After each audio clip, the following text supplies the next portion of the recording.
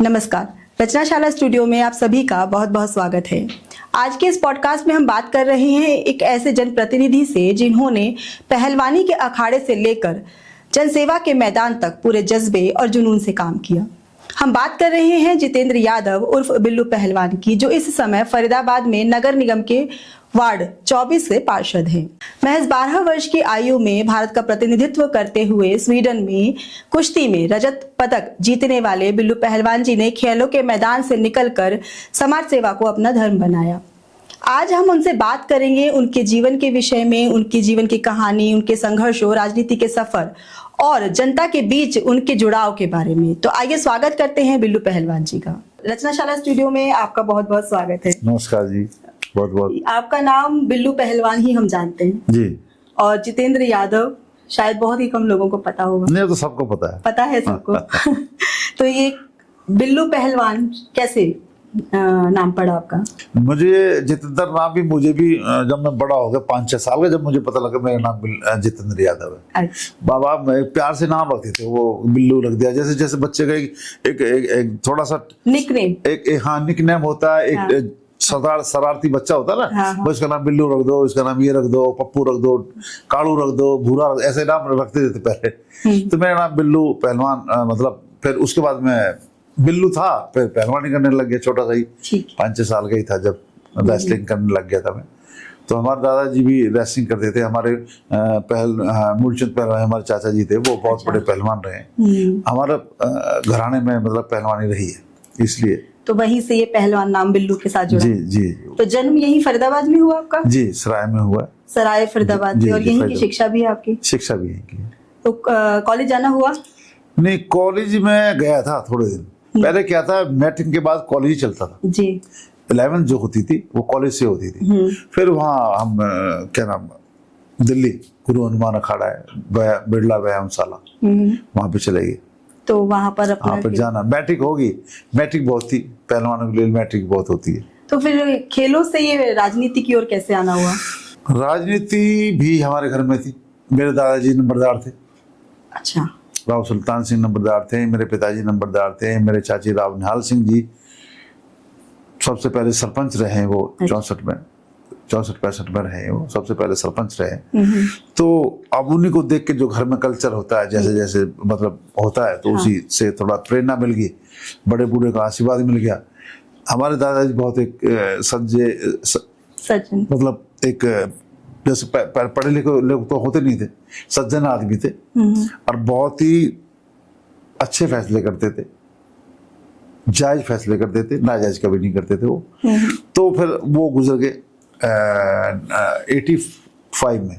85 के बाद फिर मेरे पिताजी थे राव लालचंद जी, वो उन्होंने उनकी जो मतलब धरोहर थी उस हमारी, वो आ जाते थे।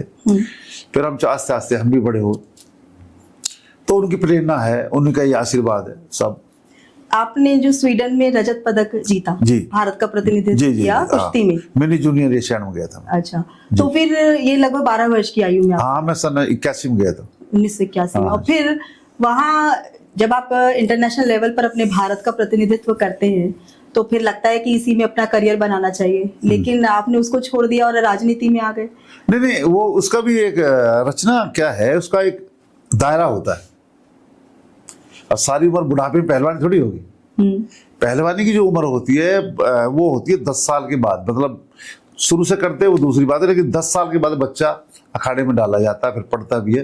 तो इसकी उम्र, लास्ट जो उम्र है वो जवानी जो होती है वो 30 साल तक होती है। ठीक है। 30 के बाद फिर ढलना ही है।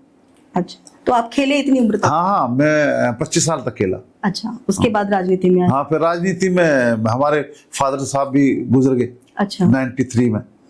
तो वो प्रेरणा थी, वो ले जाते थे कई बार, इसके साथ चला जा, वहां चला जाए, चला। तो ये घर से ही सीखी मैंने, पूरा घर का ही था। घर के पहलवानी भी मैंने घर से सीखी, राजनीति भी मैंने घर से सीखी। तो शुरू में क्या लगा कि अच्छा लगता था जब अपने बड़ों के साथ जाते थे राजनीति में, या कैसा अनुभव? एक दरअसल क्या है रचना जी, मैं बताऊंगा आपको, किसी के साथ जाना और उसका काम कराना, एक गरीब आदमी का काम कराना। देखो, बराबर के लोगों को और बड़े लोगों के साथ तो दुनिया चली जाती है, उनके तो फोन पे काम हो जाते हैं। लेकिन गरीब आदमी का काम है, मतलब खाने का है, कोई पढ़ाई का है, स्कूल का है, कोई शादी है, कोई लत्ते हैं, कपड़े हैं, कोई सहायता है, यही तो होता है। कोई बीमारी है, किसी को अब बड़े लोग हैं, बड़े लोगों को इतना मतलब नहीं होता, बस अपने फोन पे काम हो गया वैसे हो जाता है। लेकिन छोटे जो लोग हैं, जो गरीब लोग हैं, उनके साथ जाना, उनके साथ बैठना, उनका काम कराना, एक मुझे एक प्रेरणा सी मिलती है, एक मेरे खुशी सी मिलती है कि यार मैं पूरी ताकत लगा देता हूँ काम कराने में। मतलब लोगों की मदद करने की जो जी, आपकी जी। इच्छा है उसने आपको राजनीति की ओर खींचा। जी जी। आप लगभग 25 पहला चुनाव कब जीता था आपने? पहला चुनाव तो हमारे राव निहाल सिंह जी अंकल जी हैं, हाँ 94 में उन्होंने जीता था। अच्छा 2000 फिर लेडीज सीट होगी, अच्छा मेरी मिसेज प्रतिभा यादव लड़ी, वो उन्होंने जीता। 2005 में फिर मैं लड़, 2005 से मैं लड़ा। तो दोबारा से अपनी पत्नी को क्यों नहीं आगे आने दिया? नहीं, आगे आने की बात नहीं है, लेडीज सीट होगी थी, पर लेडीज तो लेडीज लड़ेगी। दरअसल पंचायत हुई थी, कोई खड़ा नहीं हुआ, अच्छा लेडीज सीट होगी थी। अच्छा। पंचायत हुई थी हमारे इलाके की, पूरे इलाके की, पूरा इलाके के जो मौजूद लोग हैं उन्होंने सबने पंचायत तो महिला सीट थी इसलिए उनको अवसर हाँ मिला। हाँ हाँ। अगर महिला महिला का सीट ऐसा नहीं था भाई, अब घर में कई बात करी भाई, कौन किसी को लड़ना है, औरों से ही पूछा और लड़ना, भाई हम नहीं लड़ाए, हम नहीं लड़ेंगे। तो वो आखिर में पंचायत हुई, वो फिर मेरा नाम आ गया जी बिल्लू पहलवान की घरवाड़ी लड़नी चाहिए, ऐसे हुआ। यानी मेरे मुझे सपने में भी नहीं पता मैं लड़ूंगा इलेक्शन। आप और लड़ेंगे या नहीं, और हाँ नहीं, मुझे सपने में भी नहीं सोचा था मैं इलेक्शन लड़ूंगा। अच्छा। जब बनता ना कारवा, जब जुड़ता है तो जुड़ता चला जाता है। मतलब वो कागजों में पार्षद थी, ग्राउंड पर आप पार्षद थे? नहीं समझे नहीं, पहले 94 में जेंट सीट थी, हाँ। हमारे राव निहाल सिंह जी पार्षद थे। ठीक है। उसके बाद होगी लेडी, ये बाट बदलते रहते ना, हाँ। लेडीज बाट हो गए, तो कोई लेडी तैयार नहीं हुई। नहीं मतलब वो आपकी जो धर्म पत्नी है वो हाँ। पार्षद बनी? समझे नहीं बात को आप। पंचायत हुई, पूरे इलाके की पंचायत हुई, जो गांव अरंगपुर, अपना गांव सराय, हाँ। बसंतपुर, सेतपुर के सब लोग मौजूद जो लोग थे वो खड़ी इकट्ठे होते। हाँ। भाई लेडीज, एक लेडीज को तो खड़ा करना पड़ेगा, सबने मना कर दिया कि हम नहीं लड़ाने। तो ये फिर मेरा नाम आखिर में लगा दिया, तो आप ये लड़ेगा। नहीं वो तो अच्छी बात है, वो लड़ी, तो गर्व की बात है हमारे इस फरीदाबाद के लिए कि वहां से एक महिला पार्षद आई। लेकिन उसके बाद क्यों नहीं उनको अवसर दिया आपने? आप खुद ही नहीं, 2010 में बढ़ी फिर वो। अच्छा दोबारा बनी? हाँ, फिर लेडी वही सीट, महिला सीट हाँ होगी, फिर महिला सीट होगी। तो उनको नॉर्मल सीट से क्यों नहीं लड़ने दिया गया? नॉर्मल सीट से फिर मैं लड़ूंगा। अच्छा मतलब आप नहीं लड़ पाएंगे तब उन्हें अवसर देंगे? हाँ, लेडीज सीट पे वो जेंट्स पे मैं ऐसा नहीं, ये तो रचना जी भाग की बात है जी। जो मालिक ने लिख दिया, जो पब्लिक ने लिख दिया, तो पब्लिक से बड़ा, मालिक से बड़ा कोई नहीं, कुछ नहीं, कुछ नहीं। हम क्या, हम कुछ हैं? अपने घर से थोड़ी बनता कोई, सब यहीं बनते हैं, जैसा करोगे वैसा भरोगे। तो हालांकि आप राजनीतिक परिवार से थे, तो आपके पास भूमिका तो थी, काम करने के अनुभव भी थे परिवार में, लेकिन फिर भी लगा कि जब पार्षद पहली बार बने, जैसे जैसे मैं बताता हूँ, जैसे मैं बताया ना हमारी दादाजी थी, वो कैसा फैसला करते थे, कैसे ट्रीट करते थे गरीब आदमियों के साथ, बराबर के लोगों के साथ, तो उनसे थोड़ी प्रेरणा मिल गई। हाँ तो आप शायद निर्दलीय ही लड़े हैं? हाँ, हम 94 में 94 में हमारे अंकल जी निर्दलीय लड़े, मेरी घरवाली भी निर्दलीय लड़ी, फिर मैं निर्दलीय लड़ा, फिर मेरी घरवाली निर्दलीय लड़ी। हाँ, 2017 में हम टिकट से लड़े, टिकट का बीजेपी ने दी थी, बीजेपी से लड़े। और इस बार फिर आप निर्दलीय ही लड़े? निर्दलीय तो लड़े। इस बार क्यों नहीं बीजेपी ने टिकट दिया आपको? वो तो वो जाने जी क्यों नहीं दी, क्या नहीं दिया, ये तो उनका बड़े लोगों का खेल है। लेकिन मेरी टिकट के लिए खूब जोर लगे थे, मंत्री कृष्णपाल जी ने खूब जोर लगाया, ऐसी कोई बात नहीं है। अब किसने काटी किसने ना काटी, छोड़ो, बात खत्म। नहीं तो इतना जिसका प्रभुत्व है अपने क्षेत्र में कि लगभग 25 वर्षों से वो एक अधिकार करके बैठे हैं पार्षद की सीट पर, और उसके बावजूद अगर एक पार्टी उसको नहीं चुन रही है, तो उसके पीछे क्या कारण रहा होगा? देखिए रचना जी, मैं आपको बताना चाहूंगा, ये एक दिन में नहीं बनती है, ऐसा थोड़ी है। ये जो इज्जत बनी, जो मान सम्मान बना, ये बड़े बूढ़ों ने बनाया, मैंने नहीं बनाया, ये मुझे बनाया मिला। लेकिन मैंने इसको बस संभाल लिया, मैंने इसको संभाल लिया धरोहर को। तो आपका मैंने एक स्टेटमेंट कहीं पढ़ा कि जन्म से तो मैं यदुवंशी हूँ, कर्म से बनिया हूँ और फर्ज से सेवक हूँ। तो क्या आप जाति की राजनीति में विश्वास नहीं करते? जाति से राजनीति होती नहीं है रचना। ये नहीं, जातिगत वोट तो मांगे जाते हैं। नहीं, मांगे जाते हैं, लेकिन जाति, एक जाति से कब से, अब हमारा एक हीरो का गांव है छोटा सा, यादवों का छोटा सा गांव है। तो इसी कारण तो नहीं है कि हम 36 बिरादरियों के नेता हैं? 36 बिरादरी से कोई बड़ी चीज नहीं, 36 बिरादरी को लेकर चलना पड़ेगा। नहीं, जैसे देखा जाए यूपी में तो यादव, सारा यादवों के नाम पर वो है, वहाँ है, वहाँ लहर है। जैसे यहाँ से आप गाजियाबाद से आगे चला गए, वहां तक वहाँ क्या नाम बेटा, मैं तो यादव ही यादव यादव। आप गुड़गांव चले जाओ, महेंद्रगढ़ यादव वही ही तो मैं यादव। पूछ रही हूँ, वहाँ यादव ज्यादा है इसलिए जाति की राजनीति हो रही है, यहाँ ज्यादा यादव है ही नहीं इसलिए हम 36 बिरादरी के नेता हैं।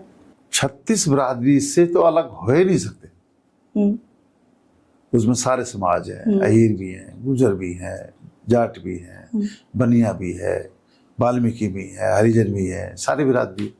अभी आपने जो अपना बनाया चुनाव चिन्ह वो तीर कमान बनाया, 3 बार हुआ हमारा वो, तीनों बार वही तीनों रहा। बार जीते। और इतने सालों से जब आप पार्षद हैं यहाँ पर 25 वर्षों से, तो सारी समस्याएं आपने स्वाभाविक है हल कर ही दी होंगी, या कुछ समस्या अभी भी बची हैं आपके क्षेत्र में? 4 चीजें होती हैं, हम्म, सिर्फ 4। बताओ क्या? सफाई, पानी, बिजली और रोड, रोड। हाँ, सड़क हो सकती है। पानी, सफाई, रोड, बिजली, बिजली, लाइटें और पार्क। रोड हमारी सारी बढ़िया है। कहाँ है? अगर जरा सी बारिश हो जाती है तो सड़कों पर जो गंदगी फैलती है वो हम सभी जानते हैं। देखो ऐसा है, जब जहाँ आग लगती है धुआं से उठता ना, उठता ना। बिल्कुल। अब एक बार बताओ, मुझे कहना नहीं चाहिए, नाले हैं, नाले बने हुए हैं जी। देखा आपने? आपके घर के सामने भी नाला है, जहाँ बैठे हो हाँ, घर के सामने नाला है, बिल्कुल। कहीं दिख रहा आपको नाला? वो तो अभी पट्टियों से जो ढकाया आप। कहाँ? हमने नहीं ढका, लोगों ने ढक दिया। पानी कहाँ जाएगा? पानी कहाँ जाएगा? तो सीवर की व्यवस्था क्यों नहीं है? खुले नाले क्यों हैं? नहीं, पानी के लिए हार्वेस्टिंग लाइन अच्छा, हार्वेस्टिंग की कह रहे हो? हार्वेस्टिंग की लाइन की बात कर रहा हूँ मैं। अच्छा अच्छा। आपके बिल्कुल सामने हार्वेस्टिंग की लाइन सब बंद कर दिया लोगों ने। कहाँ जाएगा पानी? सिर्फ डीएवी स्कूल के वहां है जगह पानी जाता है। Rain water harvesting. हाँ, हार्वेस्टिंग। अच्छा। हमारे यहाँ सिर्फ 2 जगह पानी भरता है पूरे सेक्टर में, बता रहा हूँ आपको। एक 1170 पीछे ग्रीन बेल्ट की तरफ वहां पानी भरता है, एक थोड़ा हमारे डीएवी स्कूल के यहाँ भरता है, एक सी ब्लॉक मेरे वार्ड की बता रहा मैं, सी ब्लॉक में 28 के वहां भरता है बस। वो भी हमने बड़ा इंतजाम कर रखे, उसका भी इंतजाम कर रहे हैं। तो आगामी मतलब मौसम में हमें ये समस्या नहीं मिलेंगी? तो थोड़ा बहुत तो पानी भरता ही है, रचना ऐसा तो नहीं है। बारिश जब ज्यादा हो एकदम कहाँ जाएगा पानी? जब तक अगर लोग बाग ठीक हो ना, उसको थोड़ी थोड़ी नाली बना के उसको पानी उसमें डाल दे, नाले में सारा नाला पाट दिया मुझसे, मतलब पानी कैसे जाएगा? अब ये देख लो आप, इस मेन रोड पे कहाँ नाला? कहीं कहीं खुला है। कई लोगों ने पार्क बना दिए, किसी ने बिल्डिंग बना ली, कई लोगों ने पूरा पाट दिया, तो फिर कहाँ जाएगा पानी? तो अभी भी आपको लगता है कि इतने सालों बाद भी आपको पार्षद के रूप में अपने क्षेत्र के लिए काम करने में समस्याएं आती हैं? ना, समस्या कुछ नहीं आती है, थोड़ी बहुत हो जाती है, हर कोई ऐसी बात नहीं है। आपको पूरा सहयोग मिलता है? क्योंकि निर्दलीय है और फिर ना, निर्दलीय इसमें छोटी बॉडी है हमारी, ये अपनी पर्सनल बॉडी है हमारी नगर निगम की। इसमें निर्दलीय, पहले निर्दलीय लड़ते थे। अच्छा। बीजेपी भी 3-4 लोग आते थे बीजेपी के पहले, ठीक है। हाँ। अब देने लगे टिकट, कोई टिकट नहीं देता पहले। हाँ। सब निर्दलीय थे। तो फिर क्यों आ गई है बड़ी सरकारें यहाँ पर? अब आगे देने लगी टिकट, बीजेपी सरकार देने लगी। अच्छा। और अभी भी नहीं देती। अच्छा, खाली बीजेपी ही आई है यहाँ पर? हाँ। तो बीजेपी यहाँ भी पैठ बनाना चाहती है? देखो, अब सरकार है उनकी, क्या पैठ तो बनाते सब। आप खुद भी खेलों में रहे हैं, तो आप अपने क्षेत्र के बच्चों के लिए ऐसा क्या दिया है कि जो एक इंटरनेशनल प्लेयर है, उसने अपने क्षेत्र के बच्चे को क्या? ये रचना तुमने बहुत बढ़िया बात की, बहुत बढ़िया रचना जी, बहुत बढ़िया बात की। लेकिन ये हमारे शहर का दुर्भाग्य है, ग्राउंड नहीं है कोई इतना बड़ा, है भी तो वो दूर है। हमारे जैसे ये लोकल है 3700 का है, इसमें एक जगह ऐसी होनी चाहिए जो बच्चों खेलने की, उसके लिए बहुत जरूरी है। आजकल एक भी जगह नहीं है कि बच्चे खेलें कूदें या कहीं। आप अपने स्तर पर क्या कर रहे हैं उसके लिए? उसके लिए अब यही कर रहे हैं अभी कि ये जैसे ये है ना, ये हुड्डा जगह पड़ी है यहाँ पे, सेक्टर 37 हुड्डा मार्केट। हाँ, ये सामने मार्केट में, हुड्डा मार्केट में। देखते हैं इसमें मंत्री से बात करके कि इसमें कुछ बच्चों के लिए, क्योंकि जो बच्चे खेलना चाहते हैं उनके लिए कोई ऐसी जगह तो हो जहाँ पर जाकर वो अपना, जो बहुत सारे ऐसे बच्चे जो करियर बनाना चाहते हैं खेलों में अपने लिए, तो उनके लिए कोई ऐसा ग्राउंड नहीं है, हमें सेक्टर 12 ही जाना पड़ता है। हाँ, वो कह रहा हूँ दूर है। सेक्टर 12 है, सेक्टर 12 है, एनआईटी में है, फिर अब ये इधर काफी ये जो नए सेक्टर बने, नहर पार, नया ग्रेट फरीदाबाद बना, वहाँ पे भी बनेंगे, काफी बच्चे वहाँ चले जाते हैं।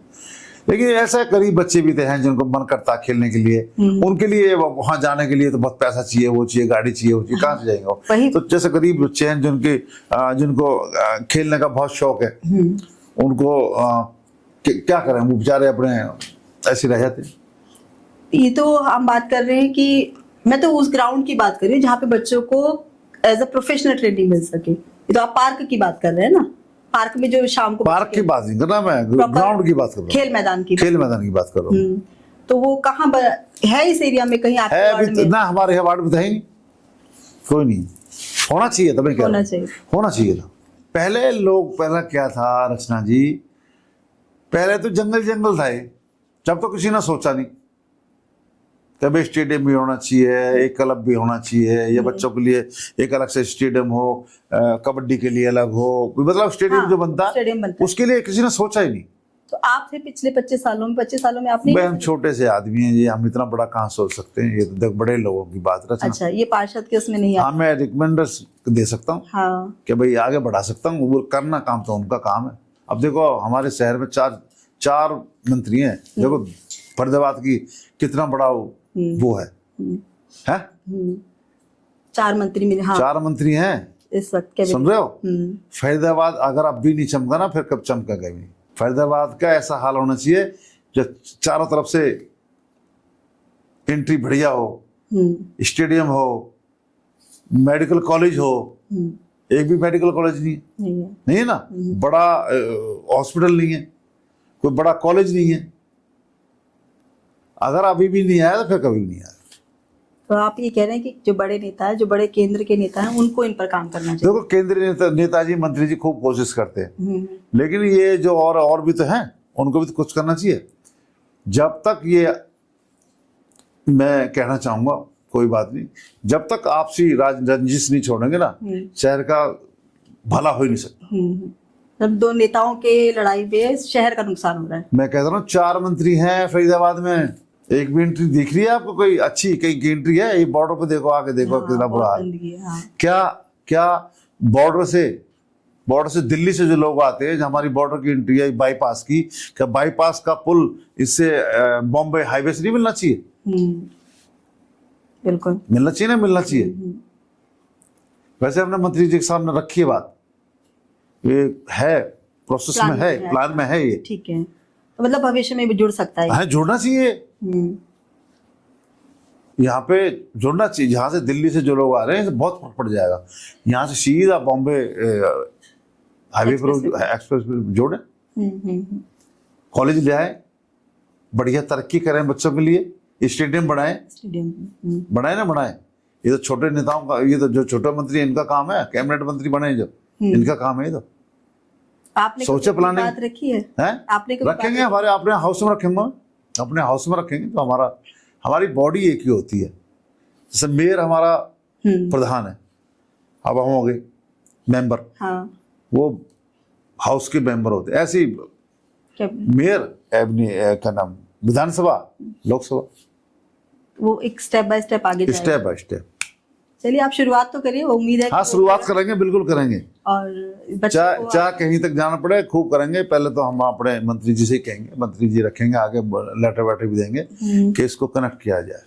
आपने इंटरनेशनल लेवल पर खेला, पूरे भारत में ही नहीं, आप विश्व में भी नाम कमाया आपने, लेकिन सिर्फ पार्षद ही रह गए, आगे जाने की नहीं सोची? अब यहाँ आपकी बात वो है, यहाँ आगे बरादरी की बात। अच्छा, जैसे होता है कि लोकल जैसे बरादरी होती है ना, जैसे बनिया ज्यादा है, या गुजर ज्यादा है, या ब्राह्मण ज्यादा है, या बाल्मीकि ज्यादा, तो इसी तरीके से सीटों में बंटवारा होता है। हमारे यहाँ आके हम अब रहियों की वोट कितनी है यादवों की? अभी तो आप कहते हैं जाति की राजनीति नहीं करते। नहीं, यहाँ पे बड़ी उसमें आ जाती है। अच्छा, बड़ी उसमें आ जाती है, तो आपने कोशिश भी नहीं करी शायद? नहीं, अब तो खैर अब जाति की राजनीति भी नहीं रही, अब तो टिकट की राजनीति है। जो टिकट ले आया उसका सीट हो गया पार। अच्छा, तो आपने सोचा है कि भविष्य में आप और जाएंगे आगे केंद्र के लिए? नहीं, देखेंगे जैसा समय आएगा, परिसीमन होगा। अच्छा, परिसीमन होगा ना, ये 36 सीट बढ़ रही है और लोकसभा बढ़ रही है 4। अच्छा, तो जैसा होगा देखेंगे, कोई बात नहीं। तो आपने ऐसा कोई अनुभव आपका जो आपको लगा हो कि ये काम करना बड़ा मुश्किल है लेकिन फिर भी आपने किया हो? ऐसे तो बहुत कई बार दिक्कत आई है। काम कह रहे थे यार, लेकिन हमने करके दिखाए। वो कोई एक किस्सा अगर बताना चाहें। किस्सा बताना चाहूँ, जैसे कि पानी का, हमारे यहाँ रेनीवल का पानी था, बहुत मुश्किल था। पति को कह रहा था कहीं बनेगा, वो हम लेके आए प्रयाग, अच्छा। अपने यहाँ रेनीवल का सेक्टर में लेके आए। और एक स्कूल है, अभी वो कराया है, उसमें पास होने में देर लगी। स्कूल हमारे यहाँ दरअसल क्या है रचना जी के, ये जो है ना सराय सेकेंडरी स्कूल, वो इंग्लिश मीडियम स्कूल है। अच्छा। और उसमें 6,500 बच्चे हैं, हरियाणा का। 6,500 बच्चे हैं उसमें, अच्छा। दोनों शिफ्ट में। अच्छा। हाँ जी। तो एक जगह है हुड्डा की, हिम्बल्टन टावर नहीं है, उसके पास है। तो मुख्यमंत्री जी के सामने हमारे डीसी साहब ने हमें एक एप्लीकेशन दी, डीसी विक्रम जी के वहाँ। तो हमारे पहले वो थे मुख्यमंत्री जी, क्या नाम, खट्टर साहब। खट्टर साहब के सामने हमने अपनी प्रपोजल दी, तो उन्होंने पास कर दी। अच्छा। ये बड़ी उपलब्धि है, ये सोचा भी नहीं था कैसे हो जाएगा, एकदम ऐसा हो जाएगा। नहीं तो लैंड को एक्वायर करके उसको उसमें करना, तब्दील करना बहुत टाइम लगता है। ये टाइम अब भी लग रहा है, लेकिन हाँ मंत्री जी के लगेंगे पीछे स्कूल के अपना कृष्ण पाल जी के एक और स्कूल बनाने। हाँ, एक और स्कूल लड़कों के लिए अलग हो जाएगा, लड़कियों के लिए अलग हो जाएगा। हाँ, वो मार्केट में वो बहुत बड़ी उपलब्धि, बहुत बड़ी उपलब्धि। हाँ, नहीं तो नगर स्तर पर तो बहुत बड़ी उपलब्धि है। और मैं तो कहना चाहूंगा सबसे ही कि भाई फरीदाबाद की जो तरक्की अब हो सकती है, कभी नहीं हो सकती। ये अभी स्कूल की बात कर रहे हैं, तो ये नगर निगम का हमारा एक स्कूल अभी सेक्टर 37 में भी है, नगर निगम का प्राइमरी स्कूल। हाँ, इसमें बच्चे ही नहीं है, बच्चे प्राइमरी है वो 5वीं तक। हाँ। तो कभी कोशिश नहीं हुई कि इस स्कूल को चलाया जाए ढंग से, क्योंकि इतनी बड़ी जमीन, इतना बड़ा हिस्सा जो नगर निगम के अंतर्गत ही आता है, उसका उपयोग हो सके, समुचित उपयोग हो सके। वो तो जमीन ऐसी खराब हो रही है। वैसे आप ठीक कह रहे हो, लेकिन काफी स्कूल हो गए हैं यहाँ बड़े हाँ, प्राइवेट। हाँ, ना सरकारी। अच्छा। 12वीं का स्कूल सराय में, शेतपुर में 12वीं का स्कूल, अगवानपुर में 12वीं का स्कूल। प्राइमरी स्कूल की बात कर रही हूँ। हाँ, प्राइमरी भी है। प्राइम बता रहा हूँ मैं आपको। झरिया मार्केट में प्राइमरी स्कूल है, 13 बड़ा 3 सुभाष नगर में प्राइमरी स्कूल है, क्या नाम पल्ला गांव में प्राइमरी स्कूल है, शेतपुर में प्राइमरी स्कूल है, और ये सेक्टर 37 में प्राइमरी स्कूल है, झरिया मार्केट में प्राइमरी स्कूल है। ये इनकी बिल्डिंग मेंटेन है। हाँ। आप अपने युवाओं को, सेक्टर 37 को, या जो आपका क्षेत्र है, जो आपका वार्ड है, उसमें लोगों को क्या संदेश देना चाहेंगे? भाई मैं तो यही संदेश देना चाहूंगा, सबसे पहले तो अपने वार्ड को और अपने क्षेत्र को साफ सुथरा रखें, और कोई भी ऐसी चीज देखे जो हमारे शहर को, जो हमारे इलाके को खराब करिए, उसको रोके। और हर चीज में, या वो पेड़ है, या वो पार्क है, या वो रोड है, उसका ध्यान रखें। और कोई गलत काम होता है तो उसको रोकें, जब ही शहर सुंदर बनता है। एक मेरे करने से कुछ नहीं बनेगा, या मंत्रियों को करने से कुछ नहीं बनेगा। जब तक हम अवेयरनेस नहीं लाएंगे लोग, जब तक ये काम ध्यान नहीं रखेंगे। अब कहीं भी कूड़ा डाल देते हैं, नाली में कूड़ा, नालों में कूड़ा, रोड पे कूड़ा, कोने पे कूड़ा, पुलाव खाड़ी उसमें कूड़ा, तो ये कौन डालता है? ये तो आम जनता को ध्यान रखना पड़ेगा। अब सफाई भी सही चाहिए। अब मार्केट में देखो पूरी सफाई होती है, शाम को देखो आप कितना बुरा हाल। हाँ, ये तो खुद ही कर रहे हैं लोग, खुद ही तो कर रहे हैं। थोड़ा बहुत तो अवेयरनेस, थोड़ा सा ध्यान रखना चाहिए ना। पेड़ लगाएं, पार्क को सुंदर रखें, गली को सुंदर रखें, लाइटें हम लगवाएंगे। थोड़ा सा एक मैं अपने सरकार से कहना चाहूंगा और अपने नगर निगम से कहना चाहूंगा कि जो हमारे फरीदाबाद में जाल बना हुआ है तारों का, हाँ, देखा होगा आपने, पूरा तार है, ये हटना चाहिए। नीचे अंडरग्राउंड केबल होनी चाहिए। जो बड़ी लाइन है वो दूसरी बात है, लेकिन ये आज रिलायंस की है, ये फलाने की है, ये जियो की है, ये इसकी है, जाल ही जाल बना पड़ा। तो शहर सुंदर लगेगा जब तक ये तार नहीं हटेंगे, पेड़ ज्यादा लगे, रोड चौड़े चौड़े बने, नाले साफ रहे। नालों पे कब्जा नहीं करना चाहिए शहर के लोगों को। नालों को अलग रहना चाहिए, उनको ऐसा रहना चाहिए जाली बनवाएं या स्लैब रखें ताकि उनकी सफाई हो सके। आपसे बात करके बहुत अच्छा लगा और आशा करती हूँ कि आप अपने वार्ड में और भी बेहतर काम करेंगे और आगे भी बेहतर करेंगे। बनाएंगे। जो लोग कहेंगे, जो लोगों की इच्छा है उसके तरीके से काम करेंगे, लोगों के तरीके से। आपसे बात करके बहुत अच्छा लगा और रचनाशाला में आने के लिए, अपना समय देने के लिए आपको बहुत बहुत धन्यवाद। आपका भी धन्यवाद, जय बहुत बहुत शुक्रिया मुझे बुलाने का। सब जय हिंद। मैं अपनी जनता, तुल्य जनता से यही कह रहा हूँ, बहु तुल्य जनता को यही कहूँगा कि इसमें पार्षद का पूरा सहयोग करें, अपने लोगों का सहयोग करें और अपने आप का भी ध्यान रखें। बस जय हिंद।